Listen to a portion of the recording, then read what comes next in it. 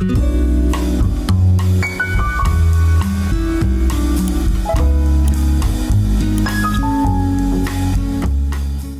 and welcome to Tell Your Story 2023. I am author Consuela Meehan, and today we have a special guest. I will let her introduce herself and her books.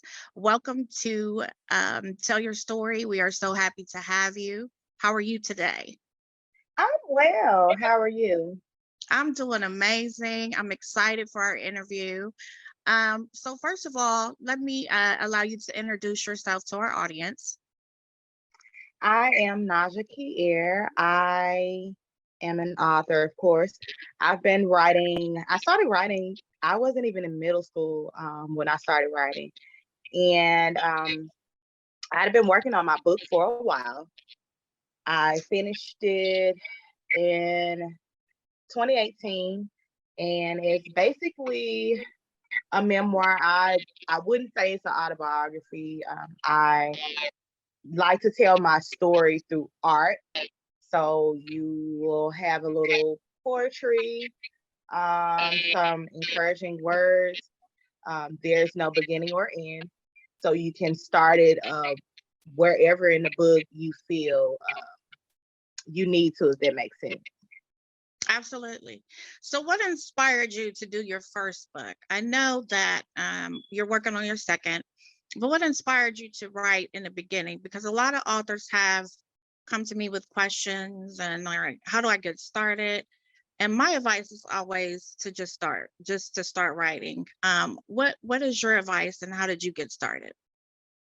I started because I had growing up, I always felt I was kind of the oddball out. So I like to write, and I would sit in my grandmother's backyard on the swing, and I would just listen to the sounds of the day, whether it's summertime or spring, and I would just write whatever I was thinking about. I would write whether it was school, whether I was concerned about what I'm wearing to the next middle school dance or something like that, or whether it was family. I just like to write. Now, with sharing my thoughts and my soul to the world, I know that now kids don't have many outlets. And whether it's sports or music or band, some kids just simply like the arts. And I wanted to make sure that I shared my journey and just write whatever it is I'm writing about, if that makes sense. Absolutely, and it's much needed, and it makes me sad because there's a lot of schools in the inner city and some that don't have the arts programs because they simply do not have the funds for it. And so Right. um, it makes me sad because there is a need for those kids to have that type of outlet because writing is very helpful to something that you may be going through at the time. It's a definite outlet for kids today instead of the internet. And, you know, you have so many social media platforms and things like that, and our kids can actually get lost in that way. And so that's actually a great thing to actually tell kids and inspire them to tap into something that, you know, they love to do and that brings them some kind of peace, love, or joy. And so what will you, let's talk about your second book. What exactly are we going to be reading on your second book? Okay, so leaving the first book is just an introduction of like a play-by-play of how to understand a person like me. So the second book is going to be an insight into the healed Naja, the Naja that's happy with herself, the Naja that has it's somewhat not all the way figured out, but it's okay whether going through quarantining again, like in 2020, or starting a new project. It's just introduction of the new me, if that makes sense. Absolutely, because excuse me, with every time that you write, you grow. And I think that being in the author groups and things that I have put myself in, there's two things that I realized. One, there's no such thing as a perfect book. And with each book, you grow, and your author bios are going to change. And Right. so those are definitely great key things for people that are looking for writing to go by. And so with your poetry, um, how many poems would you say that you've written? How many poems I've written? I have some poems that never hit the light of day. And it's not because, you know how when you're baking a cake, and I don't know where you grew up, but like you're baking this cake and you have to sit still. So you won't slam any doors, walk too hard, or the cake just kind of flat. Um, some of my poems are like that. Some of them, I'm like, I don't want to tell anybody about that yet, or it's just not ready yet. Um, I have written hundreds and hundreds of poems. Some of them finished, some of them were just for that time, when I was feeling what I was feeling at that time. Man, I guess I need to go back and count and see, like, just go through all of my notebooks and see, like, how many do you have? Yes, because poetry is an intimate thing, It and is. you're putting yourself out there for. It's almost like music, when people when they sing about their pain, their relationships, trauma, anything that they're going through in their life. And some of the best art comes from when you are going through a transition in your life, especially of healing and going and getting to that point. And it's a vulnerable piece to put yourself out there when you are writing poetry and things about yourself. And so, do you have any memorized? Because April is poetry month, so I'm putting you on the spot. It is. It Yeah. is. OMG. You are putting me on the spot. Whew.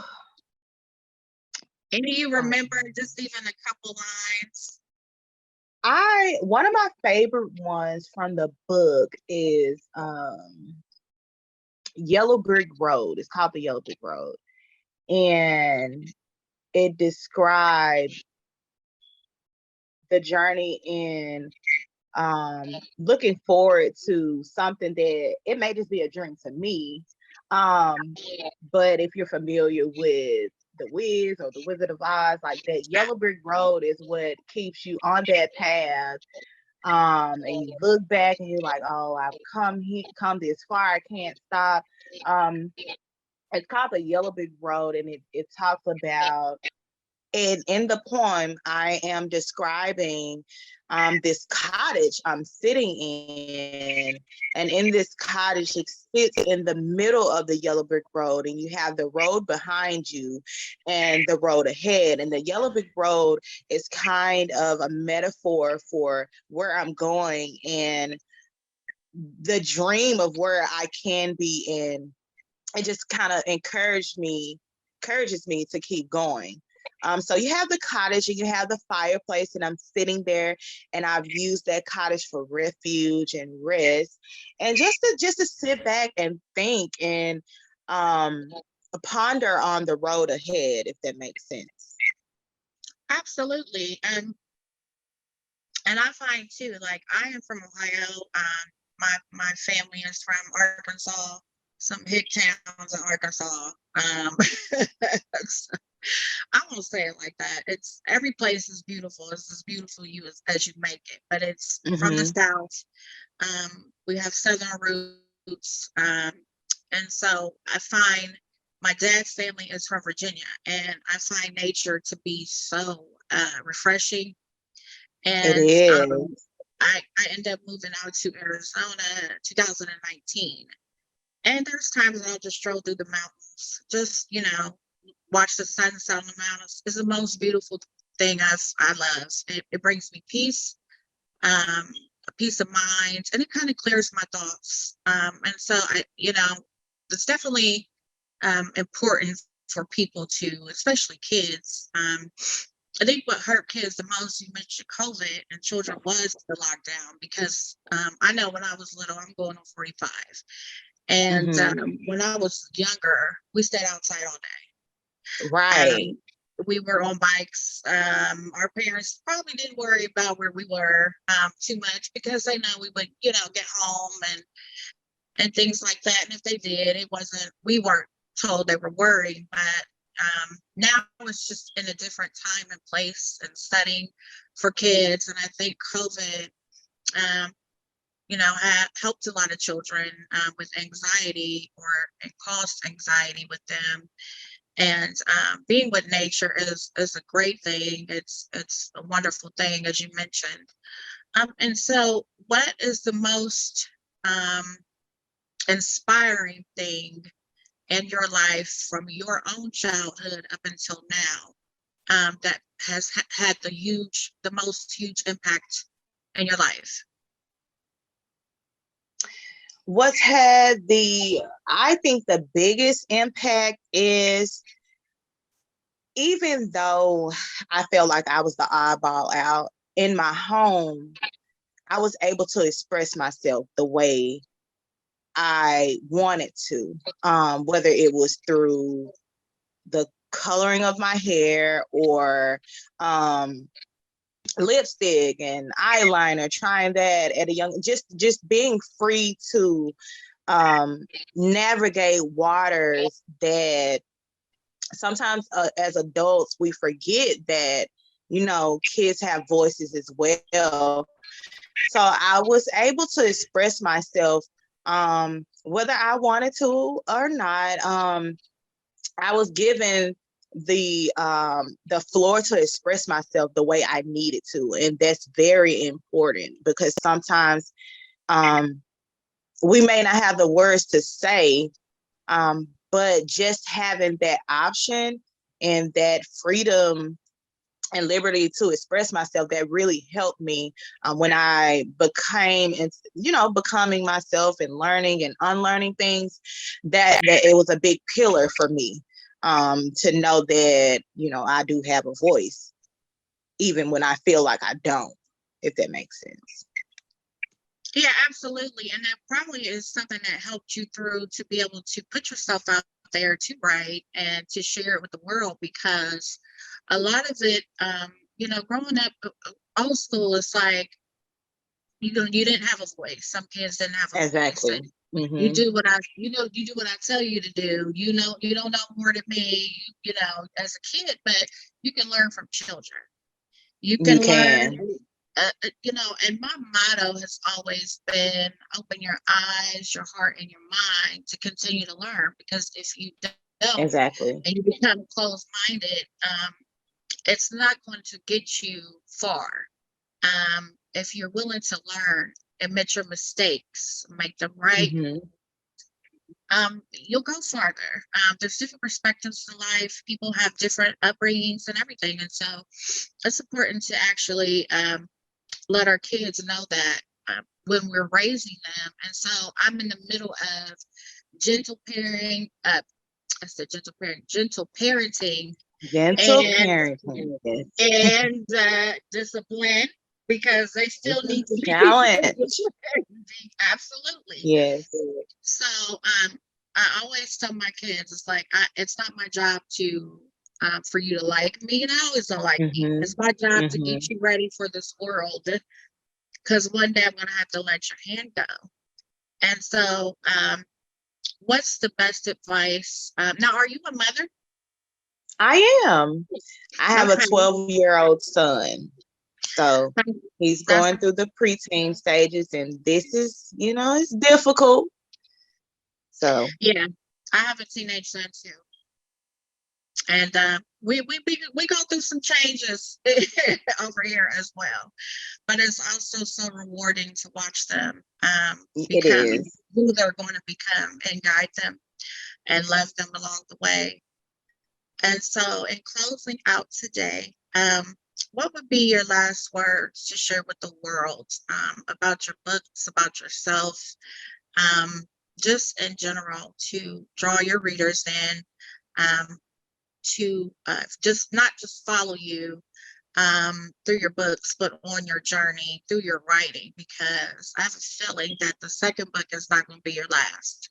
No, it So, won't be. yes, I have a feeling it will not. And that makes me happy because I love to write and I love to inspire people as well. So what is your last words to encourage people to follow you on your journey with your writing? So I would like to say that um, I would like to challenge you to be of an open mind. Open your heart and your mind. And I have worked really hard for you to be able to understand and actually step into my shoes. And so I would just encourage you to just to open your heart. Um, Even try to see something in yourself or someone else um, that could help you with just the ways of the world. You know, this world is so big and it's so full of surprises and all kinds of challenges, and even an abundance of love and rewards. So I just challenge you just to open your heart, because if you open your heart, um, it'll take you far. And this book is not only for us, the youth. I mean, you can grab, anyone can grab something from it. Absolutely. I absolutely love that. Thank you so much for coming on today and sharing some things with us. And where can everybody find your information in your book? Please tell everyone where they can follow you on social media, where they can find your books. My book right now is available on Amazon. It's called Nomad Girl Life Itself, and my name is Naja Kierre.